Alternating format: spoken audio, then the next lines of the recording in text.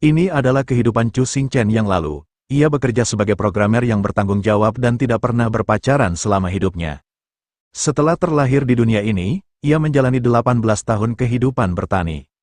Bahkan dalam menghadapi berbagai godaan, ia masih tetap tenang. Sambil kita dibawa di saat sekarang, Chu Xingchen sedang digoda oleh para WTS hingga tubuhnya panas berkeringat dingin.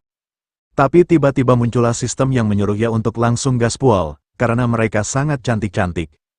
Tapi si MC kita ini agak lain, dan ia malah marah-marah berkata bahwa sistemnya adalah sistem sialan yang menjerumuskannya untuk kikuk-kikuk. Karena Chu Xingchen takut terkena razia, lalu dengan cepat Chu Xingchen langsung berlari keluar dari kamar itu, sambil para gadis di sana mengejarnya. Dan ternyata Chu Xingchen sedang bersembunyi di salah satu kamar dengan deg-degan.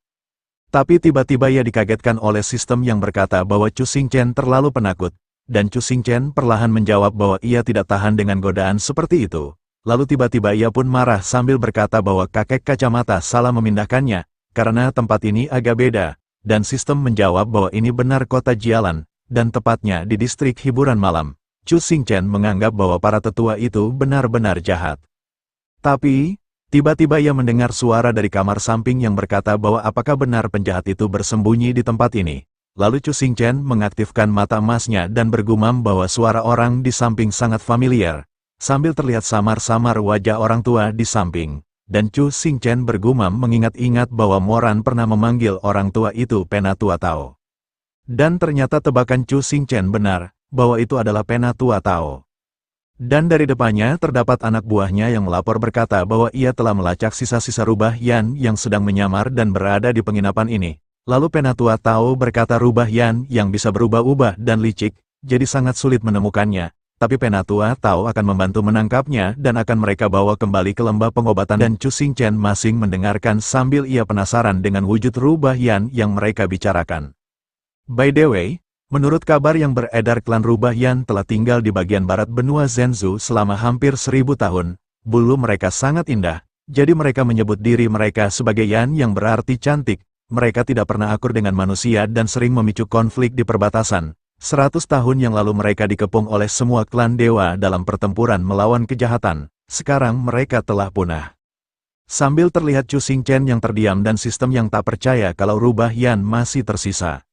Lalu Chu Xingchen membayangkan Bibi Kirmizi yang juga dari klan rubah Yan. Chu Xingchen waktu itu terkejut karena dulu saat Bibi Kirmizi mabuk berat, ia pasti menunjukkan bentuk aslinya, dan para kakek memberitahunya bahwa Bibi Kirmizi adalah rubah Yan. Sebenarnya, meskipun kami telah hidup bersama selama 18 tahun, Chu Xingchen tidak tahu asal-usul mereka.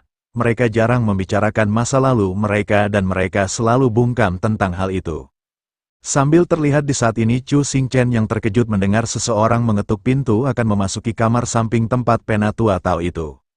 Tapi tiba-tiba ia terbengong saat mendengar suara yang tidak asing itu. Ternyata itu adalah Moran bersama Yishan menghadap Penatua Tao. Lalu Chu Xingchen dengan cepat menggunakan kain untuk menutupi wajahnya sambil bergumam, bahwa dunia ini sungguh kecil, kenapa semua orang yang dikenalnya berada di situ.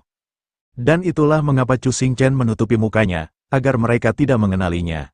Lalu Penatua Tao memperkenalkan mereka dengan siswanya yang hebat yaitu Moran dan Yishan. Karena ada banyak orang di tempat itu, Penatua Tao menyuruh Moran dan Yishan untuk membantu orang itu. Dan Penatua Tao telah menyegel tempat itu dengan kekuatan jiwanya, hingga rubah Yan tidak akan bisa keluar, kecuali tingkat kultivasinya lebih tinggi dari Penatua Tao. Sambil terlihat Yishan yang bersemangat ingin segera mencari rubah Yan, dan Penatua Tao perlahan menghunus pedangnya, sambil ia melirik ke arah sesuatu dan menegaskan pedangnya ke arah samping Yishan. Ternyata, itu adalah tempat di mana Chu Xingchen bersembunyi, dan Chu Xingchen terbengong dengan serangan itu. Dan Penatua Tao berkata untuk memulai pencarian rubah Yan dari pencuri kecil yang menguping itu. Dan Chu Xingchen pun waspada berkeringat dingin. Sementara itu di ruangan lainnya, para tamu terkejut akibat ulah tebasan Penatua Tao tadi. Dan pemilik tempat menangis berkata bahwa jangan berkelahi karena tempatnya bisa hancur. Sambil kita diperlihatkan Chu Xingchen yang langsung melompat menghindari kejaran mereka. Dan Penatua Tao mengejar dari belakang berkata bahwa Chu Xingchen mempunyai nyali untuk menguping tapi tidak punya nyali untuk melawan. Dan Chu Xingchen sambil menghindar menjawab bahwa Penatua Tao banyak sekali omong kosongnya. Dan Chu Xingchen ingin menggunakan alat jimat menakuti lawan dari sistem. Tapi Chu Xingchen terkejut, Karena sistem berkata bahwa jimat menakuti lawan sudah digunakan saat melawan naga hitam kemarin. Dan jimat itu masih dalam masa cooldown selama 10 tahun. Waktu cooldown akan dipersingkat saat level Chu Xingchen meningkat, jadi Chu Xingchen harus bekerja keras untuk meningkatkan levelnya, dan tidak ada gunanya memelototi sistem. Lalu Chu Xingchen menganggap sistem adalah sistem sampah, dan Chu Xingchen melompat dengan cepat menggunakan teknik terbangnya, hingga membuat Penatua Tao terkejut dengan teknik itu. Lalu Chu Xingchen menoleh berkata bahwa Penatua Tao tak akan menyangka bahwa teknik ini adalah teknik unik yang diajarkan Bibi Kirmizi. Tapi tiba-tiba Penatua Tao dengan cepat berada di samping Chu Xingchen. Karena teknik itu terlalu lemah di hadapan Penatua Tao. Dan, Jue Breet, Chu Xingchen terkena tendangan dari Penatua Tao hingga ia terjatuh di lantai dasar. Lalu terlihat kepulan asap saat Chu Xingchen terjatuh tadi, ternyata ia terjatuh menimpa seseorang di lantai. Dan Chu Xingchen bangun memegang sesuatu sambil berkata bahwa ia terlalu ceroboh dalam menghadapi petarung tingkat raja. Untungnya ia melatih teknik tubuh super Changyan, sehingga membuat tubuhnya sedikit lebih kuat dalam menahan serangan. Dan secara refleks Chu Xingchen mengangkat tangannya tadi yang memegang sesuatu. Ternyata, itu adalah ekor dari gadis yang ditimpanya tadi. Hingga membuat Chu Xingchen dan gadis itu pun terkejut. Sambil kita diperlihatkan Penatua Tao bersama lainnya yang terkejut juga menatap ke arah mereka. Dan ternyata lagi, itu adalah rubah Yan yang mereka buru. Lalu dengan cepat gadis rubah itu pun segera berlari dari samping Chu Xingchen, dan Penatua Tao menyuruh timnya untuk mengejar karena menganggap mereka sangat beruntung bisa cepat menemukan rubah Yan.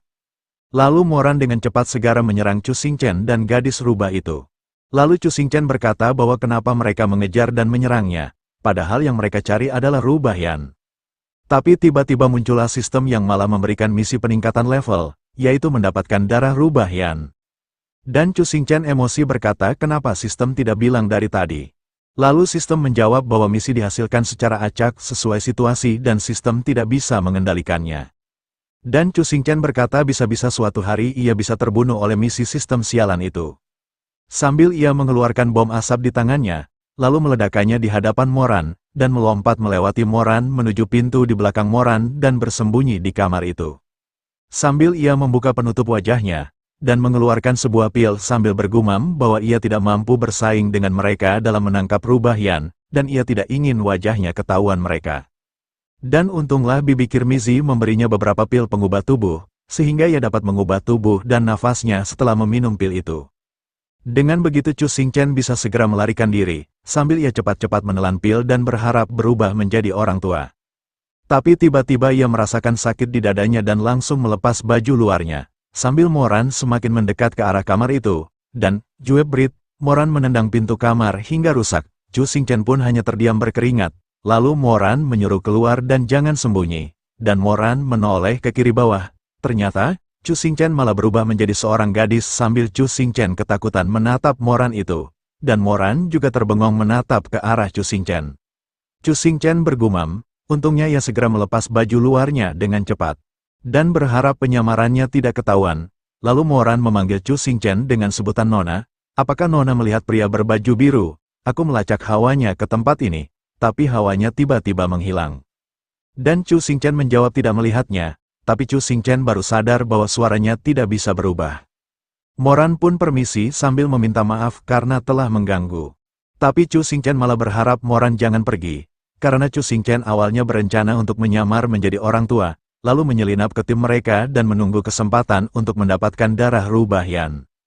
Tapi Chu Xingchen bingung dengan apa yang akan dilakukan dengan situasi seperti ini. Dan tiba-tiba, Chu Xingchen memegang tangan Moran dan Moran menatap tajam. Lalu Chu Xingchen pura-pura bertanya apakah gadis di depannya benar-benar Sue Moran dari Akademi Bulan Ilahi sambil ia mengecilkan suaranya. Dan Moran bertanya apakah gadis di depannya pernah bertemu dengannya. Lalu dengan cepat Chu Xingchen segera memeluk Moran hingga kepalanya terjepit semongko Moran. Chu Xingchen menangis sambil memanggil Moran dengan sebutan kakak senior, dan Chu Xingchen pun berbohong dan mengaku bahwa ia juga adalah murid Akademi Bulan Ilahi. Pada saat ia pulang untuk menjenguk keluarganya di tahun baru, tiba-tiba ia ditangkap oleh beberapa penjahat dan dibawa ke tempat ini. Mereka mengurung dan meracuninya, hingga suaranya serak, dan untunglah ia bertemu senior Moran di tempat ini untuk membawanya keluar. Lalu Moran berkata bahwa berani-beraninya menculik dan memperdagangkan siswa Akademi Bulan Ilahi. dan menyuruh Chu Xingchen untuk berdiri dan berjanji akan membantunya sambil ia menanyakan nama. Chu Xingchen menjawab bahwa namanya Cucu, tapi mereka berdua terkejut karena seseorang mengatakan Tuan sangat menjijikan, sambil terlihat kaki dengan kepulan asap. Ternyata itu adalah Penatua Tao yang sudah menjatuhkan Rubah Yan hingga tergeletak di lantai tak berdaya. Lalu Penatua Tao menyuruh mengikat Rubah Yan dan akan membawanya ke lembah pengobatan. Dan segeralah Moran bersama Chu Xingchen mendekat dan memuji Penatua Tao karena dengan mudah menangkap Rubah Yan. Lalu Penatua Tao bertanya apakah Moran berhasil menangkap pencuri itu. Moran meminta maaf karena hawa pencuri itu tiba-tiba menghilang dan ia gagal menangkapnya. Penatua Tao berkata bahwa pencuri itu sangat aneh, karena meskipun ia tidak menggunakan kekuatan penuh, tapi pencuri itu mampu menahan serangannya. Padahal ia hanya orang biasa dan ia berhasil lolos dari segel kekuatan jiwanya. Lalu tiba-tiba pandangan Penatua Tao tertuju ke arah Chu Xingchen dan bertanya siapa dia.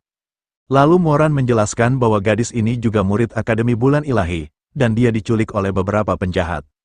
Dan kebetulan ia bertemu dengan Moran dan membawanya keluar, lalu Penatua Tao emosi berkata bahwa beraninya ada orang yang menangkap murid Akademi Bulan Ilahi mereka, lalu menyuruh Moran untuk membawa Chu Xingchen kembali dulu. Ini bukan masalah sepele, ia akan melaporkan ke atasan untuk melakukan penyelidikan, dan menyuruh juga mereka semua untuk pergi, sambil Rubah Yan diikat dengan rantai hingga ia kesakitan, sambil dilihat oleh Moran yang seakan-akan kasihan terhadap Rubah Yan.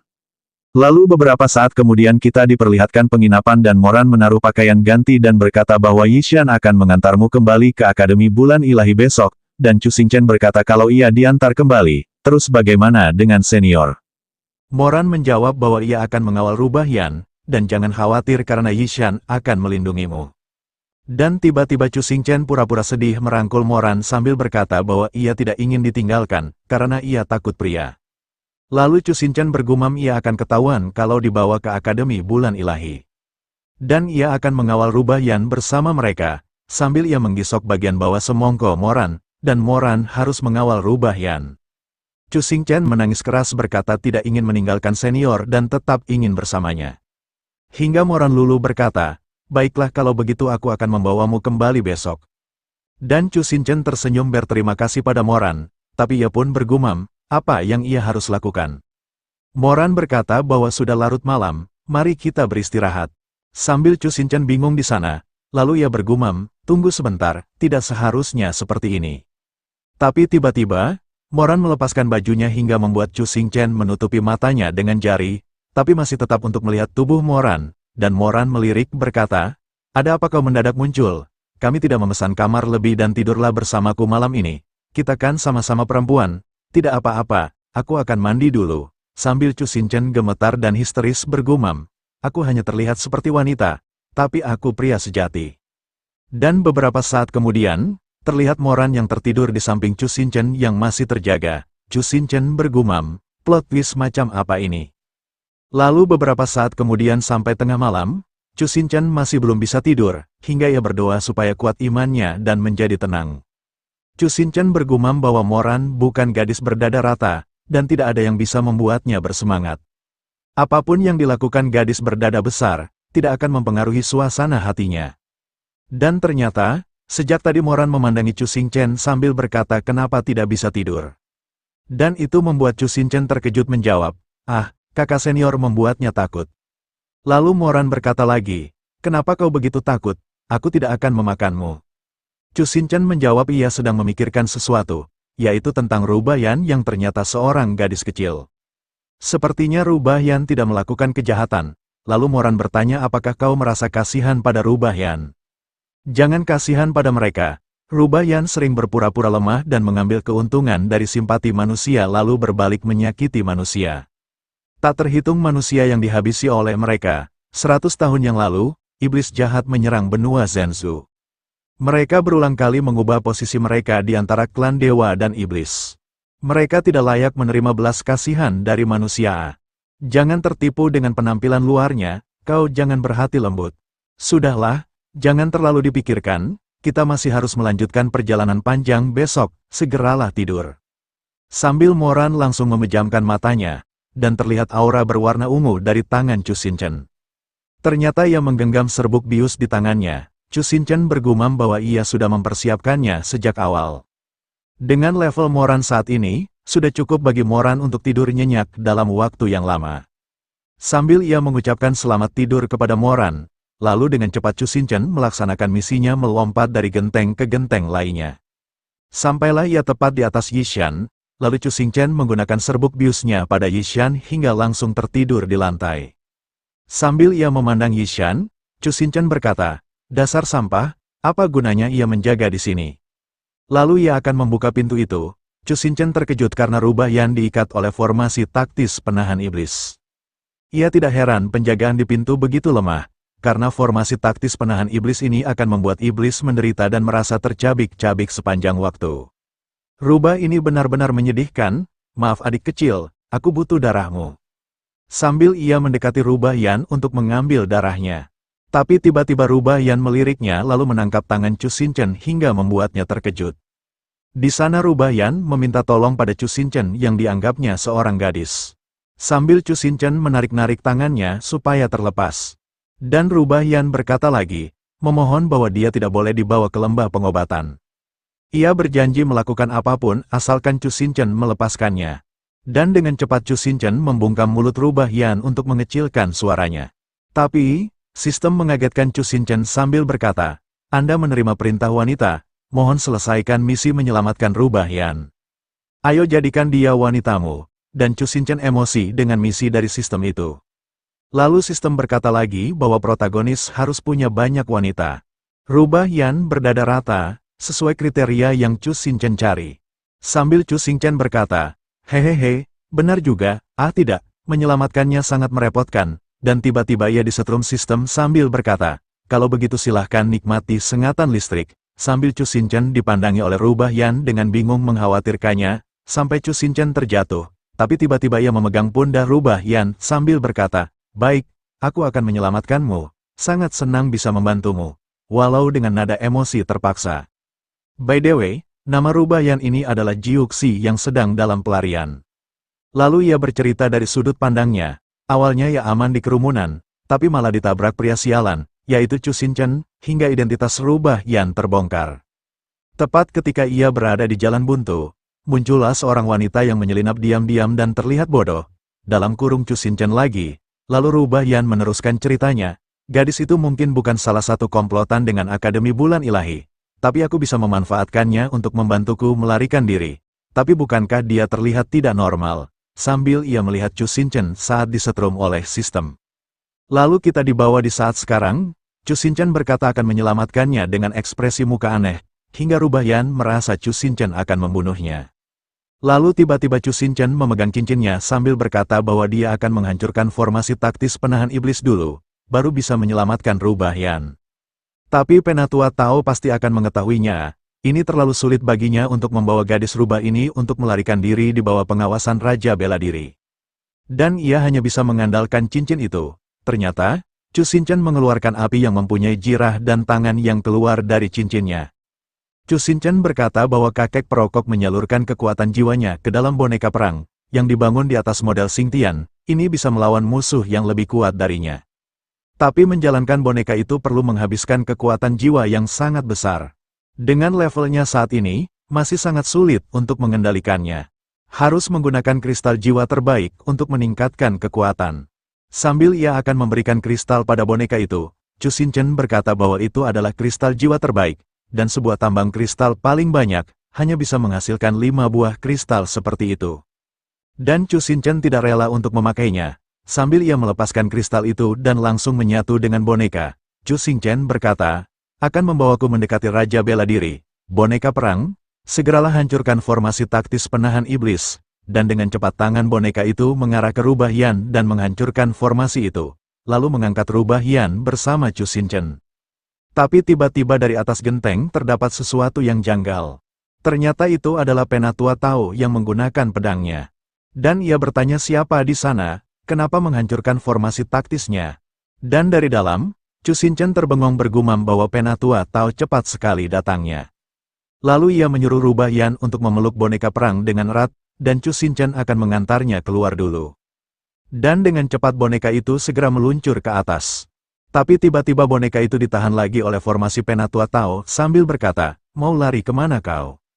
Lalu menyerang boneka itu dengan bertubi-tubi, dan Chu Xinchen mengaktifkan teknik boneka perangnya. Hingga boneka itu menyerang ke arah Penatua Tao menggunakan teknik pukulan tak beraturan. Tapi Penatua Tao menebaskan pedangnya sambil ia tersenyum dan menyerang bertubi-tubi lagi. Hingga membuat Chu Xinchen bergumam, "Dasar licik, dia hanya menargetkan rubah Yan dan ingin menebasnya, harus segera melarikan diri." Sambil boneka itu segera menjauh dari Penatua Tao. Tapi Penatua Tao mengeluarkan rantainya dan menangkap boneka itu. Sambil Penatua Tao berkata, "Jangan buru-buru pergi." Ternyata ia menggunakan teknik pedang besar yang diarahkan ke boneka itu, hingga membuat Chu Xinchen terbengong. Lalu Penatua Tao menggerakkan tangannya untuk menekan pedang itu ke arah boneka, hingga terjadi ledakan besar di sana. Sambil terlihat rubah Yan yang terpental terkena serangan itu, hingga Chu Xinchen khawatir dengan rubah yang itu yang terjatuh bersamaan dengan boneka itu. Sambil kita diperlihatkan mereka semua yang mendatangi Chu Xinchen sambil mengkhawatirkan Penatua Tao, dan apakah ada yang menculik rubah Yan. Lalu dengan cepat Penatua Tao pun turun di samping Chu Xinchen sambil ia pun berkata bahwa ia telah memasang perangkat formasi taktis dan mereka datang di saat yang tepat. Ia pun tidak menyangka kalau masih ada orang yang bersedia menyelamatkan klan rubah Yan yang sudah terpuruk. Sambil ia memandangi rubah Yan itu yang pingsan, Penatua Tao berkata lagi bahwa sayang sekali mereka tidak bisa membawanya ke lembah pengobatan karena serangannya terlalu kuat dan rubah ini mungkin tidak akan bisa bertahan melewati malam ini. Dan dengan bongkahan besar itu sangat aneh, awalnya ia mengira pelindung jiwa tapi ternyata adalah sebuah boneka. Dan mereka menganggap itu adalah ulah dari master dalam dari paviliun Wuhua. Lalu perlahan Penatua Tao pun mendekati boneka itu, dan ia berkata bahwa boneka itu bagus dan aneh tidak seperti buatan paviliun Wuhua. Dan ia pun menganggap itu seperti karya jenius dalam seabad yang lalu dan sebaiknya mereka tidak sembarangan memastikan dan menyuruh membawa boneka itu dibereskan dari sana. Tapi tiba-tiba kepalan tangan boneka itu pun mengarah ke arah Penatua Tao, dan menghantam Penatua Tao hingga ia pun terlempar sangat jauh. Dan membuat para anak buahnya pun terkejut memandang boneka itu yang berdiri tegak lagi. Dan tiba-tiba boneka itu segera melompat menjauh dari sana pergi meninggalkan mereka. Lalu Chu Xinchen dan pun ketakutan dan ia pun menyuruh mereka pergi untuk membantu Penatua Tao. Dan dengan cepat mereka semua pun pergi meninggalkan Chu Xinchen. Chu Xinchen langsung terjatuh pusing di sana, dan sistem kuat pun muncul khawatir dengan keadaan dari Chu Xinchen itu. Dan Chu Xinchen pun menjawab bahwa ia barusan berhasil meningkatkan level dan mengendalikan boneka perang itu jadi kepalanya terasa pusing. Lalu sistem pun berkata, "Anda sudah kelelahan tidak hanya menghabiskan banyak kekuatan jiwa, Anda juga memaksakan diri untuk meningkatkan level, tubuhnya akan melawan." Sambil terlihat Chu Xinchen di saat itu sedang meningkatkan level di saat mereka semua tidak memperhatikannya. Dan Chu Xinchen setelah meningkatkan levelnya ke tingkat master bela diri, kekuatan boneka perang juga banyak meningkat, cukup menyulitkan mereka untuk sementara waktu. Lalu dengan cepat ia pun langsung menghampiri rubah Yan dan akan menyelamatkan rubah kecil itu dulu. Tapi rubah itu pun berkata bahwa ia tidak bisa menerima. Dan Chu Xinchen tidak dapat mendengar dengan jelas kata-kata dari rubah itu, lalu Chu Xinchen pun berkata pada sistem apa yang harus ia lakukan, karena ia tidak punya obat, dan rubah Yan sudah sekarat. Sistem berkata supaya Chu Xinchen membuat kontrak darah dengan rubah Yan itu, karena siluman yang memiliki kontrak darah dengan manusia, akan memiliki daya hidup yang kuat, dia seharusnya bisa sembuh dengan sendirinya. Lalu Chu Xinchen menggigit jarinya hingga berdarah, dan ia pun berkata, "Biar ku coba, aku tidak boleh membiarkan dia mati di sini." Sambil ia pun mengoleskan darahnya di leher dari rubah kecil itu. Chu Xinchen berkata, "Aku masih ingin menanyakan sesuatu tentang rubah Yan dan tentang bibi Kirmizi kepadanya." Lalu tiba-tiba leher dari rubah kecil itu menyerap darah Chu Xinchen ke dalam tubuhnya hingga melayang dan kontrak darah pun berhasil dibuat. Terlihat luka rubah yang perlahan sembuh sendiri. Chu Xinchen pun kelelahan dan ia bergumam, "Kontrak darah akan menghabiskan lebih banyak tenaga. Aku tidak punya kekuatan untuk melarikan diri bersamanya. Yang bisa kulakukan hanya ini." Sambil ia pun memanggil boneka perang untuk kembali, sambil kita diperlihatkan boneka perang itu yang masih perang dengan Penatua Tao dan langsung menuju ke arah Chu Xinchen. Chu Xinchen bergumam bahwa itu adalah kekuatan jiwa terakhirnya dan menyuruh boneka membawa pergi rubah kecil dengan selamat. Dengan cepat boneka perang itu pergi meninggalkan Chu Xinchen dan Chu Xinchen langsung terjatuh terkapar di sana, dan tiba-tiba seseorang pun mendatanginya, Lalu Chu Xinchen perlahan membuka mata hingga ia pun terkejut. Ternyata itu adalah Moran. Lalu beberapa saat kemudian di pagi harinya, terlihat penginapan, yang di dalamnya terdapat Chu Xinchen sedang membuka mata. Lalu ia segera terbangun sambil terbengong, dan ia bergumam, kenapa ia berada di ranjang penginapan. Ternyata, ia dikagetkan oleh Moran yang tiba-tiba datang membawakan sarapan. Moran berkata bahwa tadi malam Chu Xinchen pingsan di halaman dan Moran membawanya kembali ke kamar. Lalu Moran bercerita lagi bahwa Rubah Yan berhasil diculik dan terjadi pertarungan sengit di antara kedua belah pihak. Penatua Tao telah mematahkan lengan boneka itu, tapi boneka itu juga melukai Penatua Tao. Sekarang mereka masih membahas masalah ini, dan mereka harus kembali ke Akademi Bulan Ilahi dan melaporkan ke atasan. Moran sudah waktunya untuk kembali, karena konferensi perekrutan siswa baru tahunan akan diadakan dalam beberapa hari ke depan. Dan Moran harus ikut membantu, sambil Chu Xinchen terbengong mendengarkan Moran. Chu Xinchen bergumam tentang konferensi perekrutan siswa baru, sama dengan ujian masuk perguruan tinggi di dunia kultivasi. Pada saat itu, semua perwakilan untuk merekrut akademi akan berkumpul calon siswa yang berpotensi di konferensi. Dan Akademi Bulan Ilahi memiliki hubungan dekat dengan keluarga kerajaan. Cara terbaik adalah menyelinap ke Akademi Bulan Ilahi melalui konferensi. Ini juga rencana awal Chu Xinchen, sambil ia memandangi Moran itu. Chu Xinchen bergumam lagi bahwa tadi malam Moran melihatnya pingsan, dan Moran seharusnya tahu kalau Chu Xinchen yang menyelamatkan Rubah Yan. Tapi apa maksud Moran sekarang? Kenapa Moran tidak membuka penyamaran Chu Xinchen? Moran tidak melihat atau sengaja pura-pura tidak tahu.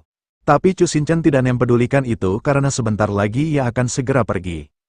Lalu Moran mengajak Chu Xinchen sarapan, tapi di saat Chu Xinchen makan, ia dipandangi Moran, dan Chu Xinchen canggung sambil bergumam, apakah Moran sedang mengawasinya. Tapi tiba-tiba ia terdiam dan merasakan tubuhnya yang terasa sakit seperti diracuni. Ternyata, itu adalah efek obat perubah tubuh yang hampir habis dan ia akan kembali ke bentuk semula. Sambil Moran khawatir dengan keadaan Chu Xinchen, lalu Chu Xinchen menjawab bahwa ia tiba-tiba demam. Dan segera menyuruh Moran keluar dari kamar dengan cepat, dan Chu Xinchen berkata bohong bahwa ia takut kalau Moran akan terbakar juga karena demamnya sampai 100 derajat, dan Chu Xinchen segera menutup pintu kamar sambil bergumam bahwa tubuhnya terasa mengembang, dan ia harus segera pergi dari sini. Tapi, Moran dari luar khawatir mengetok pintu, dan Moran pun makin penasaran. Lalu ia segera membuka pintu. Ternyata, Moran melihat Chu Xinchen yang kesakitan hingga bajunya robek-robek berhamburan, berubah menjadi laki-laki lagi. Dan Moran pun segera keluar lalu menutup pintu lagi. Sambil ia mengusap kedua matanya tak percaya tentang apa yang dilihatnya itu. Tapi Moran membuka pintu lagi dan melihat Chu Xinchen yang telanjang nangkring di jendela. Dan Moran keluar lagi sambil segera menutup pintu itu lagi. Seakan makin tak percaya akan penglihatannya itu, hingga membuat Moran makin syok. Sambil kita diperlihatkan Chu Xinchen yang sedang berlari di atap genteng sambil bergumam, "Hah, aku telanjang bulat, sudah ku bilang jangan masuk kamar." Sambil ia mengambil sesuatu dari cincin penyimpanannya itu. Ternyata ia mengambil baju dan memakainya. Chu Xinchen bergumam bahwa ia akan mencari Rubah Yan dulu. Dan menurut ikatan batin kontrak darah, Chu Xinchen bisa merasakan kalau si Rubah berada di hutan sebelah barat. Sambil kita dibawa di tempat lainnya, terdapat rerumputan dan sesuatu yang berlari. Ternyata itu adalah Rubah Jiuxi yang dikejar seseorang. Lalu ia pun tertangkap. Ternyata yang menangkap itu adalah kakak dari Jiuxi yang memarahinya karena manusia datang lagi, menyuruh Jiuxi sembunyi, dan kakaknya akan mengalihkan perhatian mereka. Tapi tiba-tiba kakaknya berlumuran darah berkata Jiuxi untuk sembunyi baik-baik. Ternyata itu adalah mimpi Jiuxi, dan ia terdiam lalu bangun sambil bergumam ia berada di mana. Ia ingat bahwa ia diserang pria tua dan gadis itu menyelamatkannya dengan kontrak darah. Sambil ia membayangkan diselamatkan Chu Xinchen saat menyamar menjadi gadis. Dan Jiuxi tersenyum membayangkan bergumam lagi, Jiuxi benar, meskipun tidak terlihat pintar. Gadis yang menyelamatkannya adalah gadis yang baik dan lembut. Ia akan membalas budinya dengan baik kelak. Tapi tiba-tiba Jiuxi terkejut karena seseorang datang dan berkata, "Oh, kamu sudah bangun? Baru saja menyimpan boneka perang." Dan tiba-tiba Jiuxi sudah bangun dan pulih dengan cepat. "Bagaimana keadaanmu?" ucap orang itu. Ternyata itu adalah Chu Xinchen, Tapi tiba-tiba Jiuxi memukul wajah Chu Xinchen dengan keras hingga ia terlempar menabrak dinding gua, dan Chu Xinchen kesakitan berkata tentang apa yang dilakukan rubah Jiuxi itu, dan Jiuxi menjawab bahwa ia masih mengingatnya, karena Chu Xinchen adalah pria sialan yang membuat unyamarannya terbongkar.